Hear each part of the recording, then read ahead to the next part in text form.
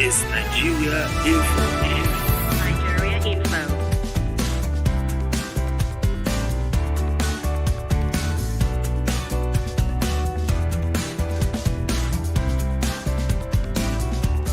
This is Nigeria Info. You and to yours this very lovely day. How are you doing? Hope everything is going as planned. I'm Femi D. and I'm joined this very morning with a special guest who's here with me this very morning. Honorable Dixon Taki is here with us this very day. For those who are streaming on YouTube, feel free, go ahead on YouTube and stream. That's at Nigeria Info Abuja, okay? That's one word now, at Nigeria Info Abuja. And on Facebook, at Nigeria Info Abuja. Let's engage Dr. Honorable Dixon now, Taki, this very morning, as regards to National Assembly leadership. A leadership that... sorting out the details of who will lead, who will lead the National Assembly and the 10th Assembly has become quite a debate among everybody who seems to be a stakeholder. But the number of stakeholders who want to lead appear to be more this time around.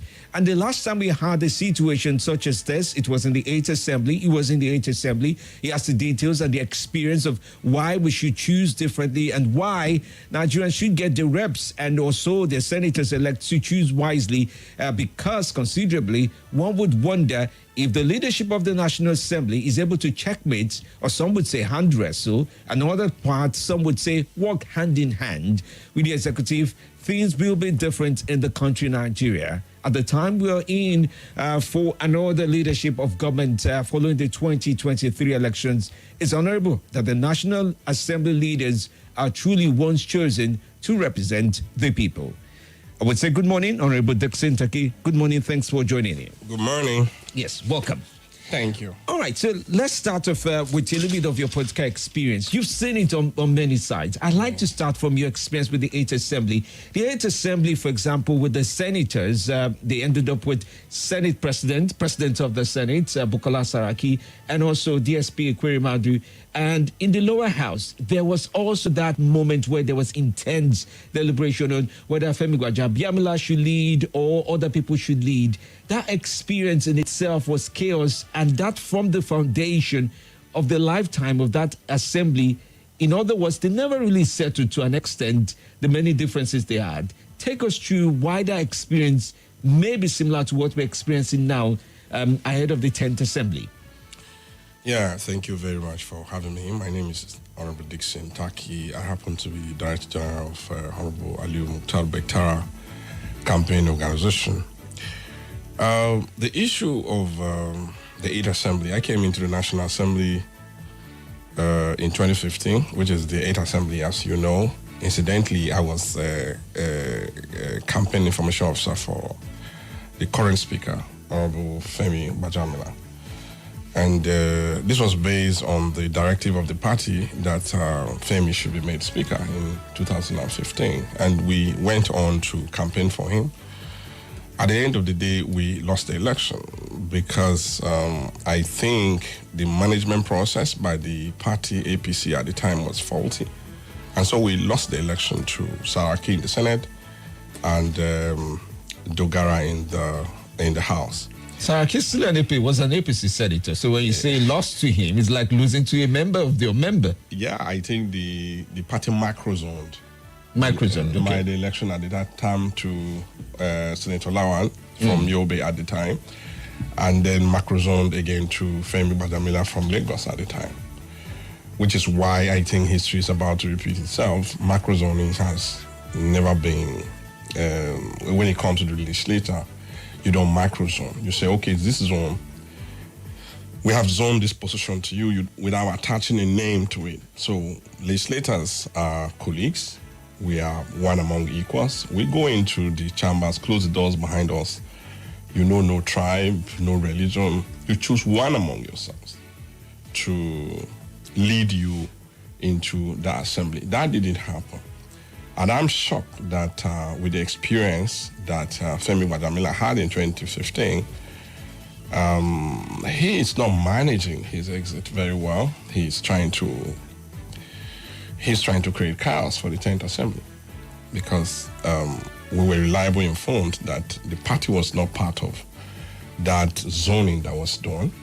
Let's be clear now. The zoning that's currently being argued about now, yes. that it was not managed by the party. Yes. However, it was managed by who now? Yeah, the zoning, we remember that a few days back we went to the party secretariat, and this is off the record. Party officials said no, that couldn't have come from the party. But of course, the party said, well, they are going to look into the zoning once again and come up with a new position. We are waiting for that new position. Irrespective of that, as the Better campaign, we're forging ahead with our elections, with our campaigns, and we believe that at the end of the day, election of a speaker is about numbers, and we have the numbers to win when the time comes. So let me follow through with this. Yes. How many members are going to get to vote in the 10th Senate? I just want to pretend as if I don't know these numbers in order for people to understand. When you say you have the numbers, how many do you have? Yeah, we're supposed to be 360, but we lost a member in Taraba State, a new member, and I don't think that elections will be conducted to fill that position before the election comes. So with 359, out of that 359, if you have 380, you're good. If you're 360 and you have 381, you've won. But because we're 359 now, when you have 350, 280, you're automatically elected speaker. And as I speak to you, we have 260 members who have signed up, and they continue to come into our offices and sign up for Better. I've seen this done before. People often give commitments and then renegade on those commitments. As one would expect, a good number of the politicians from the National Assembly are all lobbying each other in Transco at the moment. I will tell you, it's been done for the last almost 2 weeks now. Yes. I understand money is moving. The members they signed on, why did they sign on? Was it money, or was it some sort of belief or loyalty, or being compelled to? What was their key reason? Well, as for our campaign, money is not a consideration for members, because members of the National Assembly bought from Better came into the National Assembly in the 5th Assembly. This is his 5th term. 6th Assembly, this is his 5th term. And everybody knows that he embodied the qualities of a detribalized Nigerian who treat everybody with respect, who treat everybody has come across him with utmost respect. He's not a religious bigot. He's not a tribalist, a tribal jingoist. He's a good man who respects his colleagues, which is why even for the new members that have just come into the house, they've heard so much about Better. He helped so many of his colleagues. He doesn't say no to you. And on which is why on the day of his declaration, he said it's very difficult for him to say no to a colleague, because we know that honorable members experience a whole lot of challenges in their constituencies. So when they come to you for help, you do that. You try to help them, at least so as to ameliorate challenges they have in their constituency. So it is based on his character that members are streaming into our offices to sign up for him. So not based on money? No, we don't have the money. How do we know you don't have the money and the money is not being used? Yeah, we don't have. He's just a member of the House. He's a member of the Appropriation Committee. He's treated his members very fairly.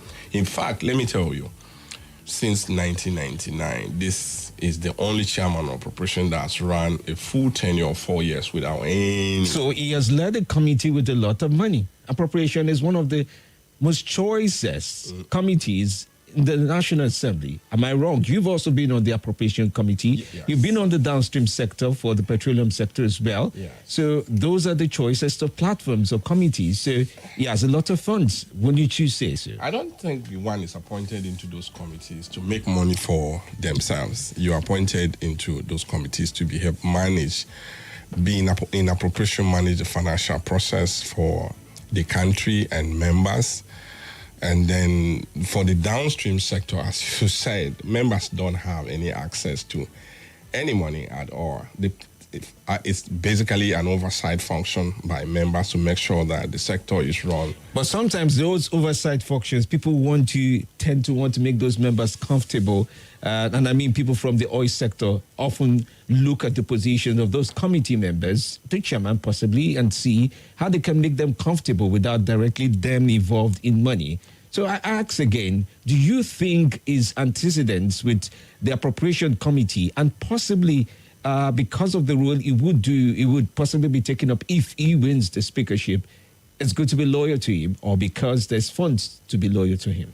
No, I don't think that that is the issue at all. You see, the leadership of the National Assembly, especially the issue of speaker, is such that when you have somebody who can be able to manage 359 members, we come from very diverse backgrounds, tribe, religion, and then with various disciplines. And then so you must have someone who is very capable of running or managing these people without any rancor. And that is what members find in Honorable Betara. It has nothing to do with money. So I understand the Senate use ranking senators. I mean, somebody who's been there in some sort of role to consider being elected. But the House of Reps don't do that, do they? We do. You do? Yeah, which is why. Is it an informal rule, or is it an agreed rule, or it's just a gentleman agreement? It's not a gentleman agreement. There's a rules and procedures guiding the election of a leader or a speaker in the House. You must be a ranking member before you can be nominated. If you're not ranking, you cannot be nominated, which is why the National Assembly is not a place where you use federal character to choose leaders. No. Oh, great. Yes. So you don't think the National Assembly should use federal considerations, strong considerations across the 6 geopolitical zones should not be a factor? Exactly. It shouldn't be a factor. We choose the most qualified among us. You are very outspoken, and you've been so outspoken to the point where you've had reasons to change your political party. Yeah. You have moved from the APC to the PDP, PDP to the APC, APC back to the PDP. I think at the moment you're in the APC. Yeah. And these were all based on disagreements you've had at some point with the party position. Yeah. And in one of your last debates was the fact that even though Femi Gbajabiamila lost at a point in time before becoming this particular speaker that he is, you stayed and said you maintain pretty much what the party wants and you would not move. Does that mean that if this campaign with Honorable Betara, trying to become speaker, if the party were to insist, or the party were to say, well, we're not insisting, we don't even know anything about whether the president-elect has a choice or we have a choice, would you still fall in line, or would you change party? No, I wouldn't change party. In any event, I want to say that the APC as a party doesn't have the luxury to do what they are doing now. Why not? Because we don't have the numbers in the House. The opposition is bigger than us in numbers. You're referring to the minority that is now the majority. Can I call them that? The greater majority. No, say to the the greater majority. Greater majority. Yes. Oh, okay. They have the numbers and we don't. Trust me, if we close those doors behind us and the opposition looks kind of wave and elect one among themselves as speaker and the other as deputy speaker, the APC will do nothing about it. So we don't have this luxury. We're playing the kind of games we're playing at the moment. You say the APC is possibly playing games. Yes. And you also mentioned the fact that federal character should not be something to consider. Never be a consideration at all. Do you mind expanding on that? Yeah, because first and foremost, like I said earlier, the membership of the National Assembly is choosing based on seniority. Now, if you don't have a senior member from a particular geographical zone, for instance, or you have a senior member from where the party says his position should go, if you don't have a senior member there, he cannot be nominated. So federal character is not one of the considerations at all in the National Assembly. It's about ranking, just like in the army. Ranking in the army. But will that be a factor? We'll go on a break, and after the break, I would still want to ask him about the federal character. Where is Betara from? Why is he an ideal candidate? Does that come up as a point of appeal or disappeal? The speakership role in Nigeria has been considered as the 4th highest elective office in the country. And I would wonder about what you make of other people from other regions who feel aggrieved now, who are within the assembly, and also have citizens who are backing them up to say, why don't we use federal character? Why now? Why not now? Stay with us right here on Nigeria Info. After the break, we'll talk more.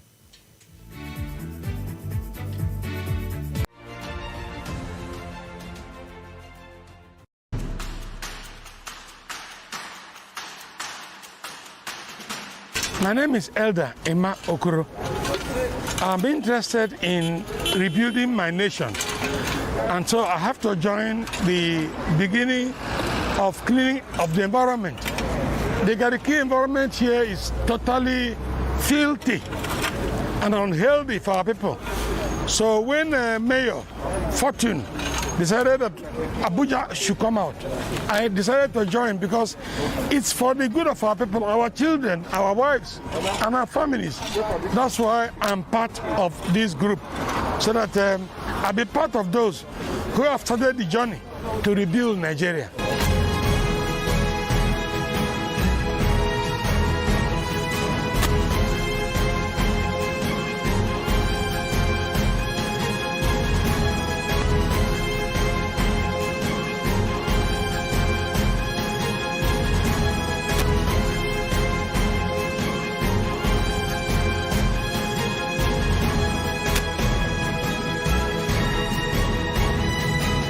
In case you are wondering, well, my name is Fortune.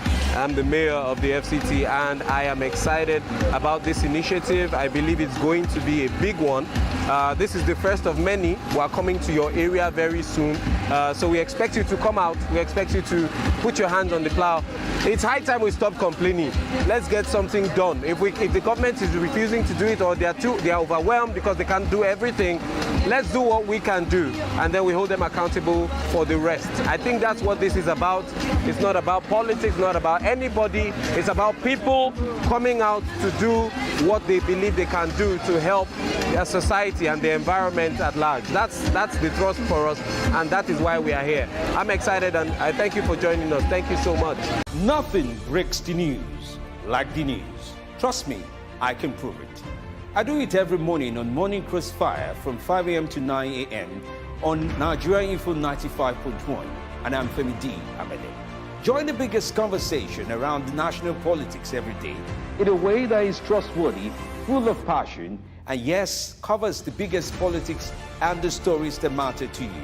See, you have all the reasons to find out what's going on in Nigeria and be engaged differently. Let's talk. That's the way to go, even this morning.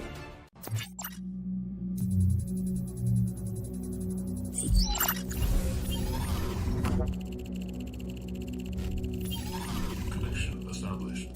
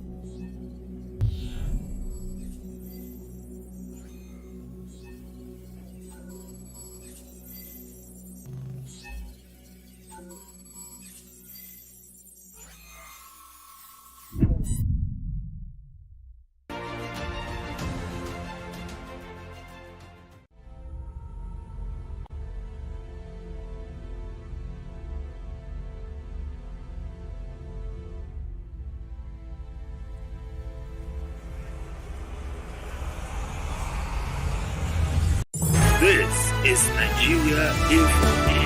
Nigeria Info.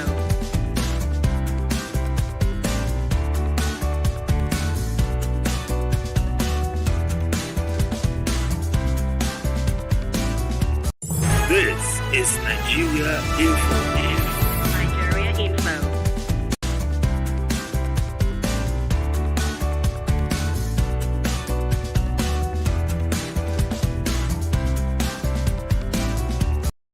This is Nigeria Info. Nigeria Info.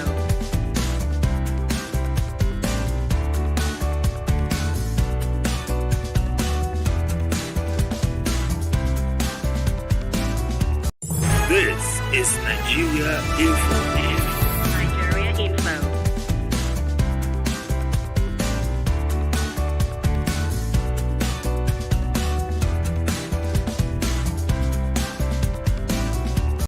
This is Nigeria Info. Nigeria Info.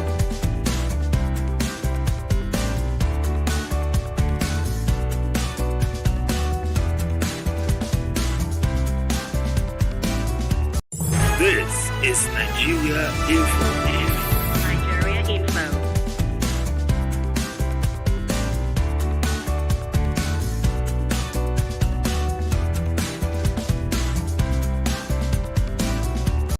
This is Nigeria Info. Nigeria Info.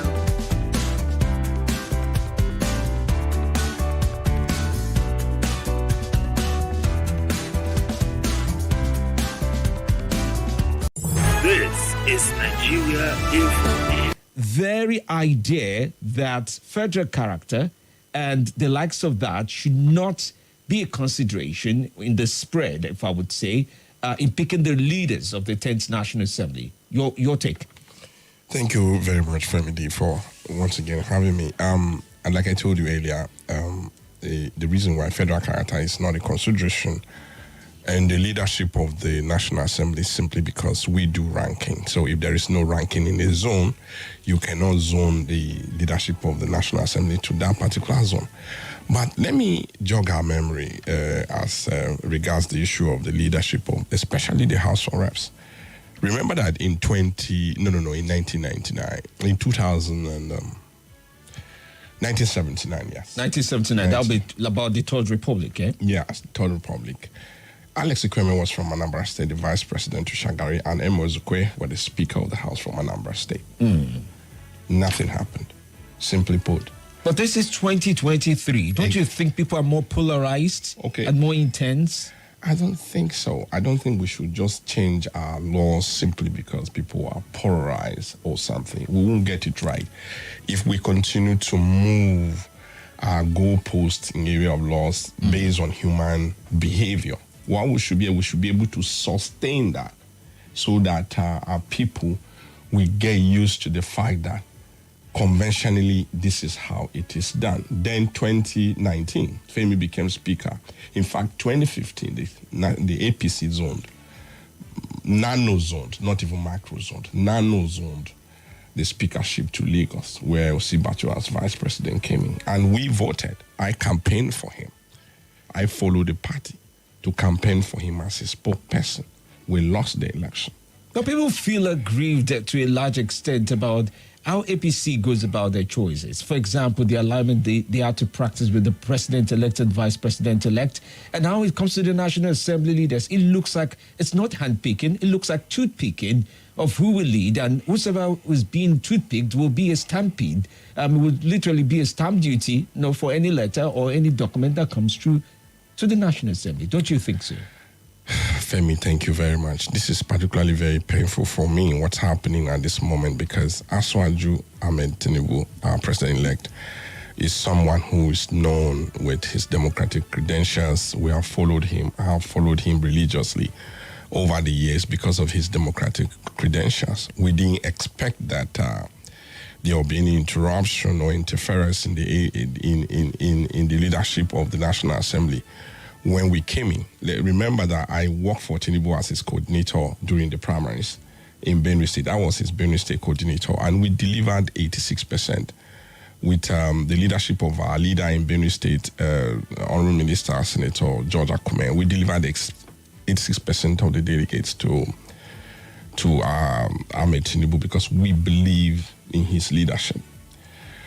This is back to 1999, 2000s, when the leadership of National Assembly would just be changed like clothing. You remember that in those times, we had 5 Senate presidents in the space of 8 years. This shouldn't be happening under our president-elect. So whoever is doing this should be stopped. If not, there will be issues. You're the APC. Who can it be? I don't know. But whoever... Does that mean nobody's in charge of the APC steering? Who's driving the APC if there's so much clamor and so much effectiveness from such person or such people, and one to an extent you're thinking maybe it's not the president-elect. You just mentioned a few minutes ago it's not really the leadership of the party. Yeah. Then who is driving the wheels of the APC in this direction to create such polarized incoming 10th assembly? People are pointing fingers as the outgoing speaker that he's responsible for the chaos that is taking place. He has had a very good tenure with cooperation from his members. I don't know why he wants to disrupt us in the 10th Assembly. I should tell you that. We went to the National Assembly, to the APC Secretariat, National Secretariat, and they were not equally happy with what has happened. Let me tell you something. Why would you zone 2 presiding officers to 1 zone? Why would you want to do that? It's when you don't care about federal character, which is something you have mentioned that doesn't really matter. No. You see, human beings regulate themselves. Okay? So even when when laws are not considered for particular things, you regulate yourself so that you can have some level of equity and justice. They left out the North Central, they left out the Southeast completely from this consideration. And we feel that that is not correct. In any event, we have chosen who we believe that will lead us without rancor. That's Honorable Betara, and he will be the speaker, God willing, come the 13th of June. All right, let me read some of the messages we have. Good morning, Femi D. Honorable Betara is the right man for the job, looking at the diversity of the House and its contributions in stabilizing the national budget. Romeo and Ropel did write that in. Mr. Femi D, would you help me ask the Honorable what he would do to help the IDPs in the constituency get access to education, medical care, and all other basic amenities? And if possible, tell us about what's causing the farmer headers crisis in Benue State. Of course, that's a major question.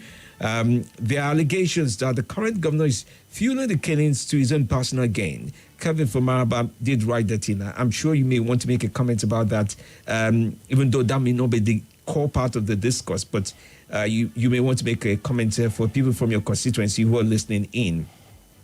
Like Agba says, if with emphasis we are the opinion that no. This one I think is from an earlier conversation that LFEC did have. All right, well, let's take your calls in. At least let's take 3 calls so that you can hear from Nigerians their thoughts about this.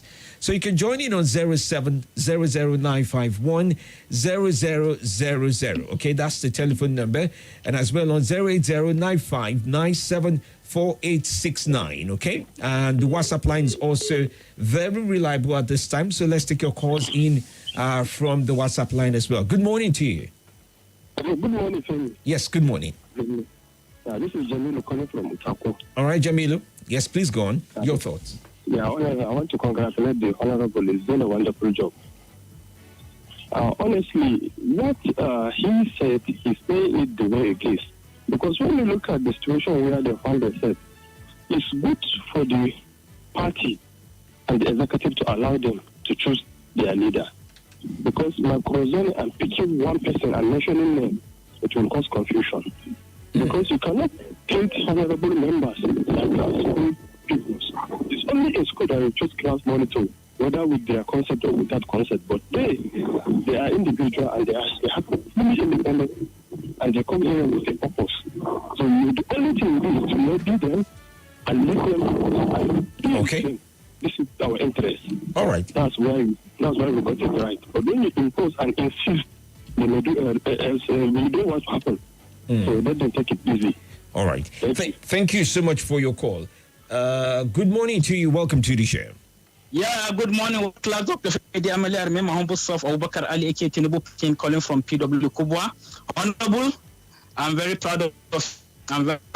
Thank you. As you have rightly said, you heard my name, Tinubu Pekin, which means I'm a diehard member of this party. And what is going on at the moment, we are not happy about it at all. Your own candidate, Betera, and my own candidate, Ahmed Wase, came into the National Assembly in 2007. Is that true? Yes, that's true. Very correct, yes. Are you there? Okay, well, looks like that connection dropped off. Okay. Good morning to you. Welcome. Good morning, Mr. Femi. Good morning. Good to have you on. How was your health? Oh, good. I'm great. I'm great. God will cover you. Amen. Yes, go on, please. This man Aruna calling from Kuba Federalism. Okay. I beat an honorable member of this former member representing Mako the Bible Center for Benue State. Honorable, good morning. Good morning to you.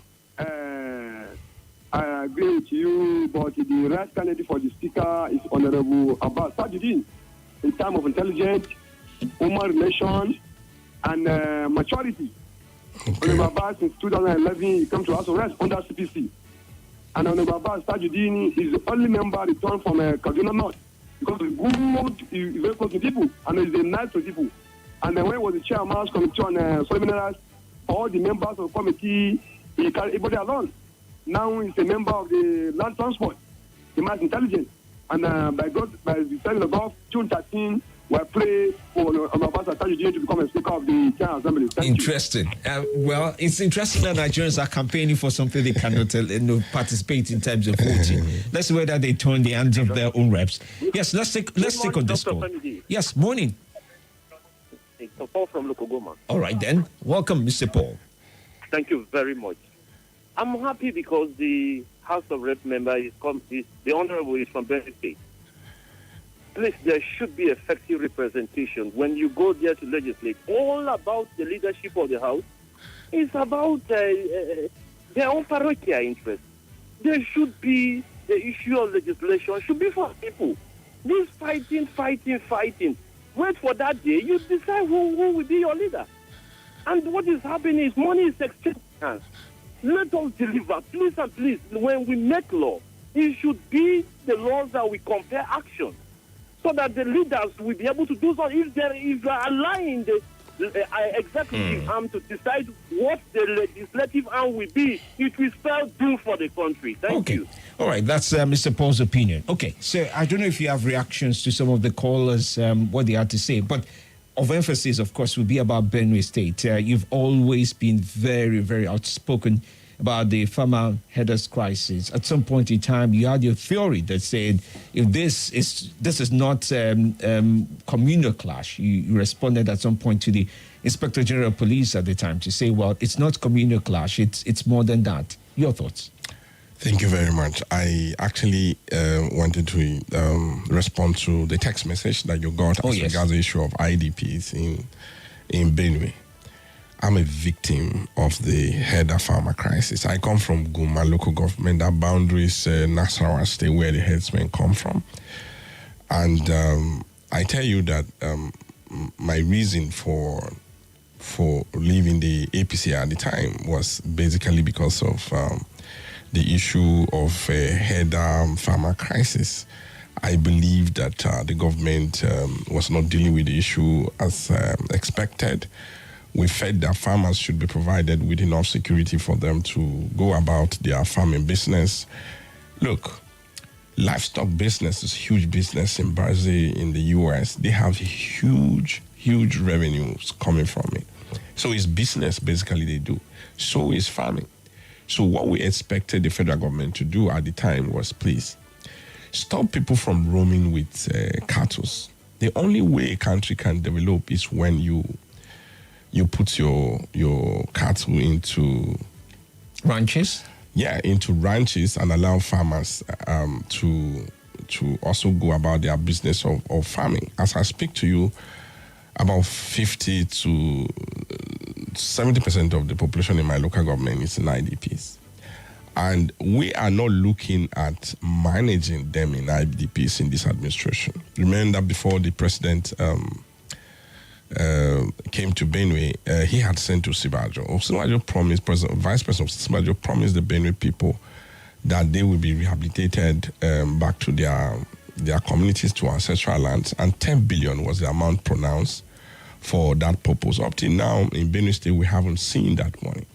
We want to believe that Aswaju that we know will carry through with that promise and release the money so that people can be not only be resettled in their ancestral home, but provided security for them to do their farming. As I speak to you, killings are still going on. And this is rainy season where our people are supposed to go back their farms. But even for the crops that are already been planted, how eaten up by herdsmen. It's so unfortunate, and I want to believe that that will not continue under this administration. But trust me, the current administration has treated the issue of herdsmen with kid gloves. All right, it's interesting to see that you have, you've not lost your voice, been in the APC. Sometimes that happens. People don't disagree. They don't disagree openly with the party that they are No, in. I do. Look, let me tell you, I represent a constituency. Okay. Their challenges are mine. Yes. I am supposed to be their voice. I am supposed to ask the questions on their behalf. That's why they elected me to come to the National Assembly. So when that voice is being muscled, I should be able to protest on their behalf. All right, well, we have to leave it at this point. A big thanks to you for choosing to come to us this very morning. I do know there's a lot of work as the DG for Betara's speakership campaign that you're running. Which I hope is going to win by the grace of God. Win. Our members are with us. Like I told you earlier, we have over 260 members that have signed up for Betara's speakership. No matter what they do, I can tell you one thing for fact. Betara is going to win. He will be the Speaker of the National Assembly, 10th Assembly, come June 13. Trust me.